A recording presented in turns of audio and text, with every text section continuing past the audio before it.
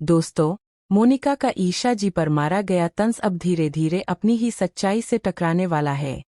जिस बात को मोनिका मजाक समझकर बार बार दोहराती रही, वही बात आगे चलकर उसकी सबसे बड़ी हार बनने वाली है। क्योंकि किस्मत ने ईशा के लिए कुछ ऐसा लिख दिया है जिसकी किसी ने कल्पना तक नहीं की थी। कहानी उस घर से शुरू होती है जहां बाहर से सब कुछ शांत और सामान्य लगता है, लेकिन अंदर हर मुस्कान के पीछे कोई न कोई राज छुपा हुआ है। उस घर का आंगन आज भी वैसा ही है, लेकिन हवा में एक अजीब सी बेचैनी घुली हुई है। आंगन के बीच मोनिका भाभी बैठी है। उनकी गोद में एक नन्ही बच्ची है जो लगातार रो रही है। बच्ची की रोने की आवाज पूरे आंगन में गूंज रही है, लेकिन मोनिका के चेहरे पर कोई घबराहट नहीं, कोई बेचैनी नहीं। उल्टा उसके चेहरे पर एक अजीब सी संतुष्टि दिखाई देती है, जैसे सब कुछ उसके हिसाब से चल रहा हो। थोड़ी दूरी पर ईशा खड़ी है। उसकी नजरें उस बच्ची पर टिकी हुई है।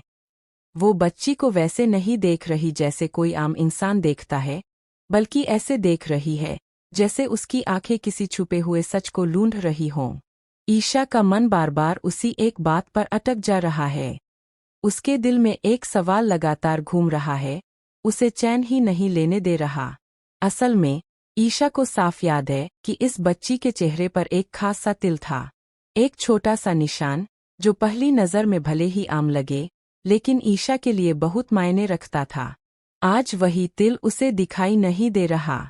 ईशा बार बार अपनी आंखों पर भरोसा करने की कोशिश करती है। वो सोचती है, शायद मुझसे ही कोई गलती हो रही हो, शायद मैंने ठीक से देखा न हो, लेकिन जितनी बार वो ध्यान से बच्ची के चेहरे को देखती है, उतना ही उसका शक गहरा होता चला जाता है। आखिरकार ईशा खुद को रोक नहीं पाती। उसके अंदर का सवाल उसके होठों तक आ ही जाता है। वो धीरे से, लेकिन साफ आवाज में मोनिका भाभी से पूछती है, भाभी, इस बच्ची के चेहरे पर जो तिल था, वो आज दिखाई क्यों नहीं दे रहा? बस यही सवाल सुनते ही मोनिका के चेहरे के भाव बदल जाते हैं। पहले एक पल की खामोशी छा जाती है, फिर उसके होठों पर हल्की सी मुस्कान फैल जाती है। लेकिन दोस्तों, वो मुस्कान मासूम नहीं थी। उसमें मिठास नहीं, बल्कि झर छुपा हुआ था। मोनिका ईशा की तरफ देखती है और धीमी आवाज में, लेकिन बहुत तीखे शब्दों में बोलती है, ईशा जी, लगता है किस्मत भी आप पर हंस रही है। वो एक पल रुकती है, जैसे अपने शब्दों का असर देखने का इंतजार कर रही हो। फिर आगे कहती है, जिस इंसान के साथ आपका नाम जुड़ा है, वो तो ब्रह्मचारी है। ऐसे में आप माँ बनने का सपना कैसे देख सकती है? और जब आप खुद कभी माँ नहीं बन सकती, तो बच्चों की पहचान कैसे कर पाएंगी?